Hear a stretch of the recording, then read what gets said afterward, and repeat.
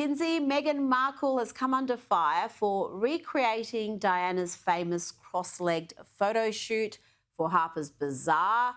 And Kinsey, this isn't the first time she has recreated some of Diana's most iconic looks. I don't know what Yeah, she's I mean, playing at. oh, yes, you do. When someone lacks a clear sense of identity or direction, they start to lean on imitation. And Meghan is such a polarizing figure. She must think cosplaying Princess Diana will help her absorb some of the warmth people still feel for Di. But Meghan's Harper's Bazaar spread doesn't feel like inspiration. It feels like replication. The parallels to Princess Mm. Diana's Vanity Fair shoot are so deliberate that they come off as vulgar. And it raises real questions about how Prince Harry copes with seeing his wife recreate images tied to his mother's final years. Meghan still has not established an identity of her own. Without a strong inner compass, it becomes much easier to borrow someone else's legacy instead of building your own. And the Harper's Bazaar piece underscores a large running issue with Meghan's public presentation. There is no sense of purpose, no clear message. It feels like someone sharing something, it feels less like someone sharing something meaningful and more like someone trying to stay in the spotlight for the sake of it. I tell you, if Diana was around, none of this would be happening. I think she would have nipped this Meghan Markle business in the bud early on. She would have seen her coming from a million miles away. And it seems like the late Prince Philip maybe saw her coming. He allegedly gave Prince Harry a warning about getting married to Meghan Markle ahead of the wedding in 2018. The interaction was detailed in royal biographer Andrew Lownie's book entitled The Duke of Edinburgh allegedly told Harry one steps out with actresses, one doesn't marry them. Kinsey, that would be hilarious if it was accurate, and I've got a feeling it is accurate. Yeah, I've heard that from multiple sources. And according to royal author Ingrid Seward, Prince Philip privately referred to Meghan as the Duchess of Windsor, comparing her to Wallis Simpson. Ooh. She stresses that Prince Philip warned the Queen to be cautious of Meghan. There's also the royal butler, Grant Harold's account of Philip saying to Queen Elizabeth, "Thank F that's over," as they left Harry and Meghan's wedding.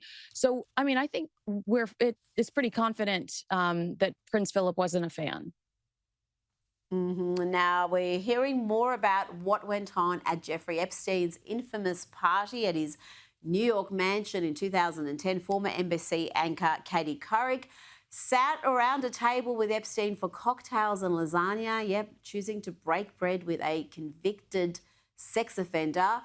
And they apparently talked about international politics. Of course, they did. Kinsey, what else can you tell us?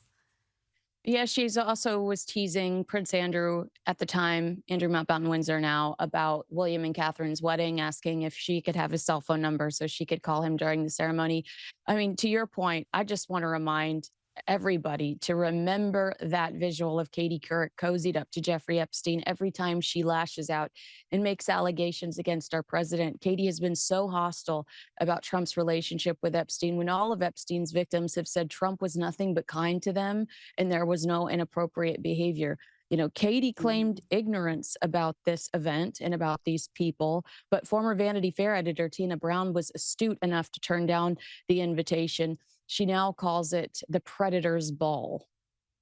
Oh, wow, that's got a ring to it. I just can't believe anybody, let alone someone who's got the sort of profile Katie Couric had at the time, would accept an invitation from a pedophile. I mean, that 2008 conviction, and this dinner was in 2010, this meal, that 2008 conviction was for paying for sex with a 14-year-old. Now, in my mind, 14-year-olds can't consent. So that to me is rape. But however you want to characterise it, it was against the law. He pleaded guilty. That was 2008. And 2010, he's got all these famous people sitting around his table. Give me a break. Now, Wicked. We've talked about this film before. People have flocked to see the new Wicked movie. It was released last week. The cinema goers were shocked to see a trigger warning before the film started. Kinsey, what's that about? Yeah.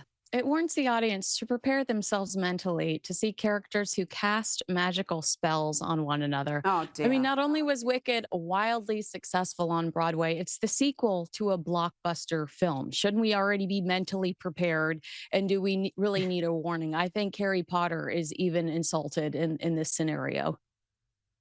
And the incessant crying from the leads continues. I saw another interview where it was actually more members of the cast. It wasn't just Ariana Grande and Cynthia Erivo.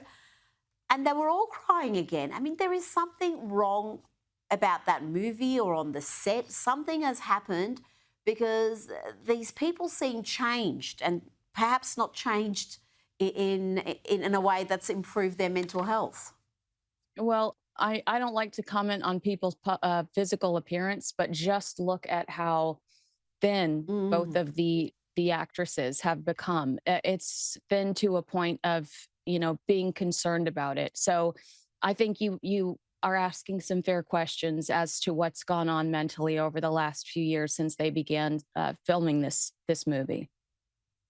They're just all over each other. They're crying. Their reactions are so off. The affect is all off.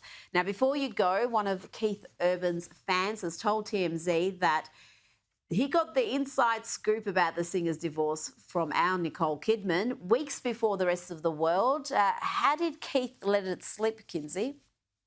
So yeah, Keith met his doppelganger in Canada, and they joked that the only way to tell them apart was Keith's tattoos and wedding ring. And as Keith told the fan goodbye, he noted that the next time they saw each other, it might just be the tattoos, alluding to the fact that he wouldn't have his ring on. I mean, that's a dead giveaway. Ooh.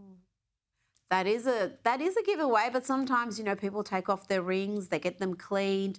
I still think there's a lot to be told about that divorce. I have a fear that our Nicole was hard done by, and I say our Nicole because it's also our Keith, isn't it? We can't really... it's not like the Tom Cruise divorce with Nicole Kidman where we could demonise him as an American hurting our girl, but I think we're going to hear a lot more about this as the divorce finalises.